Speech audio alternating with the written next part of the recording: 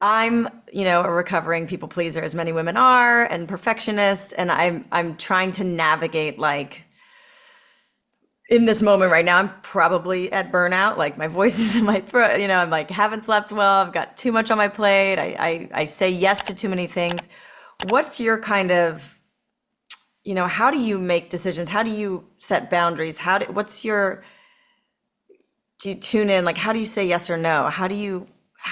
What's your trick for that? How have you learned to honor yourself at the risk of pissing people off or disappointing people? Yeah. I had to really see my wounded part of being an incessant pleaser.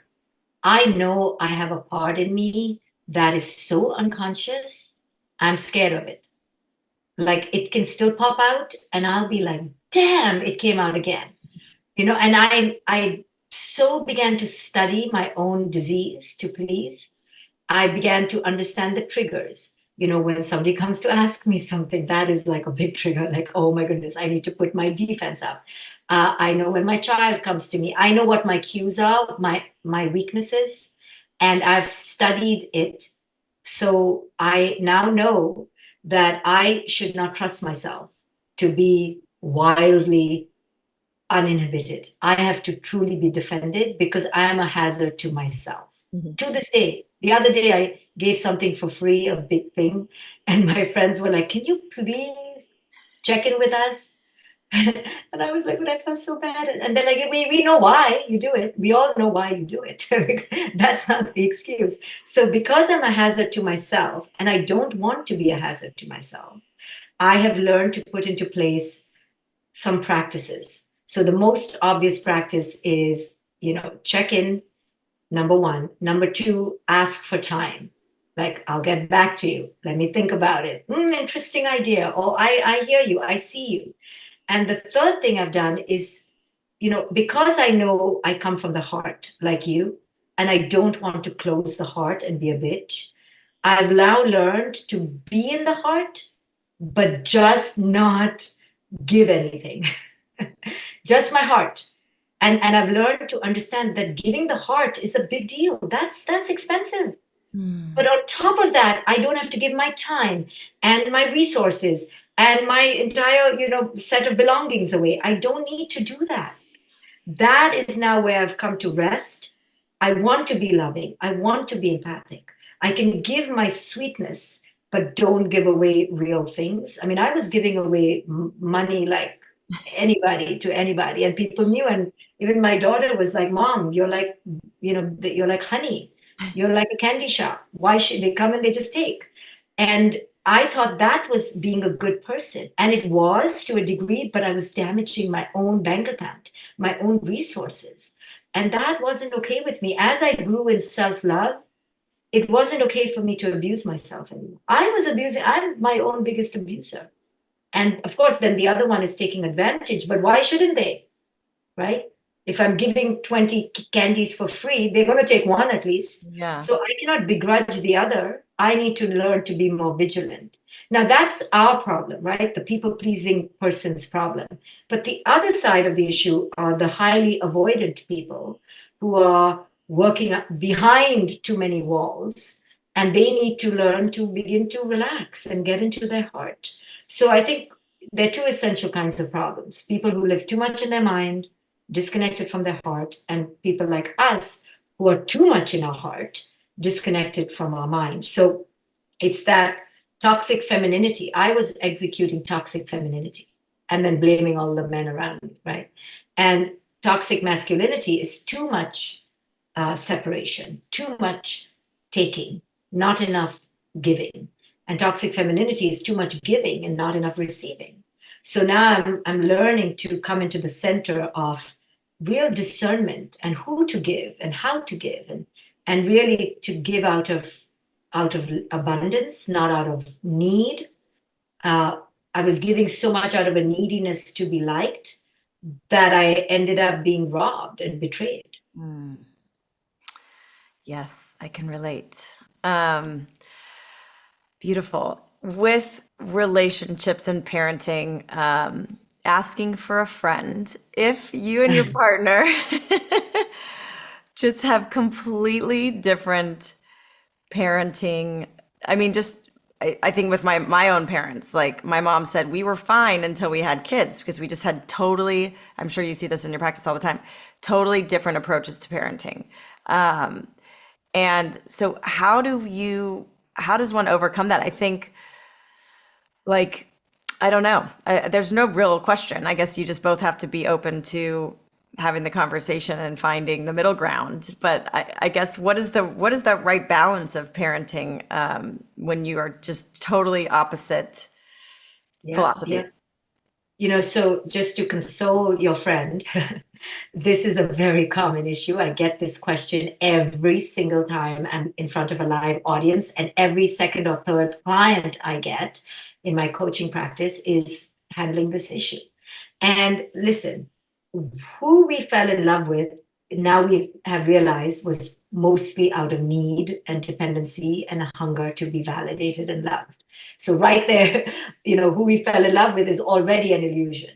The second big illusion we confront is the person we thought we married is a completely different parent.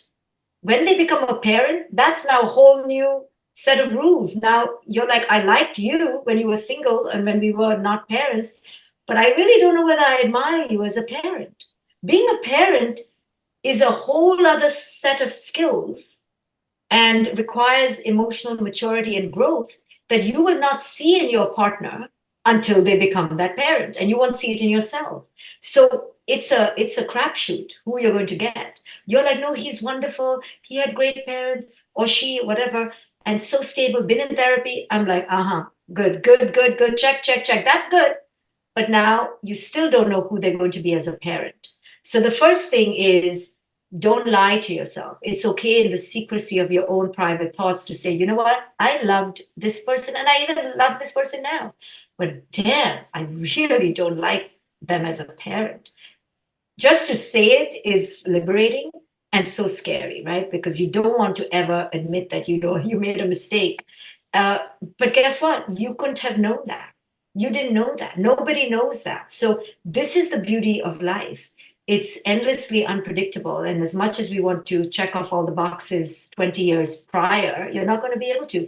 And the next thing is you don't know how you're going to grow. So who you were at 22 is not who you are at 45. Nobody could have told me I would be divorced at 45. Nobody, because I would not have believed it. Even if they thought it, I would not have agreed. So it takes you by surprise, and that's the beauty of life. And I think when we put ourselves in these, very tight boxes called marriage, and say, call it sacred, and then a divorce is a curse, we screw ourselves over, really, because we don't allow ourselves the potential to grow and the grace to grow. And we just shame ourselves. So what is the answer to two parents not getting along in terms of parenting? If it's extremely unconscious on the other side, yeah, and the other parent is really out of control, I believe, this is unpopular, that our allegiance is to the weak and the vulnerable. So parents will have to confront that the child and their parenting is more important than their partner. And this is a tough one because many people are like, your marriage should come before your parenting. To a degree, in terms of time spent, but not in terms of unconsciousness allowed. Because this child is weak and vulnerable and in your care and in your under your auspices. So how can you expose them? No, I believe that when things cross a line, I or the other, the wife or the husband has to speak up at the cost of the marriage. That's just my radical view, because the child must be protected. The child came to us without, asking for abuse. They didn't ask for this. And so it's where you place your allegiance when things get really tough. Now, if it's just a little bit of bickering, like you don't mind a C grade, but they want an A grade, go see a coach. I have so many couples who come to me and kind of work it out. But if it crosses a line, then we are, going to have to put the relationship under scrutiny. Yeah, totally agree with that. What about one lesser where the other half is not fully unconscious, but and this is not my hypothetical. This is Mhm. witnessing some people in that I know, and just age old tale of like the parents stay together for the kids, but they don't sleep together. There's no love in the marriage. There's tension. There's tension because they live in the same house, but they're out of love and they both have their own lives. Like, is that healthier to stay together pretending you're married, but you're not, or all in the house, even though they know that dad and mom aren't really like, friendly? Or is it better to separate, in your opinion, and have two happy parents in separate houses with all of those kind of icky logistics that come with it? Of course, if you can stay together in a friendly way and your kids are young or the money is tight and it makes more sense for one to be in the basement and one to be upstairs and one to be in the left wing one, then of course that is better for young children because you don't want to go back and forth. But if there's going to be animosity, tension, and strife, then buy the house down the block or find an apartment down the block. 100% children prefer peace, stability, harmony, and flow. It's more toxic to have stress in the house just for the sake of checking off the marriage box.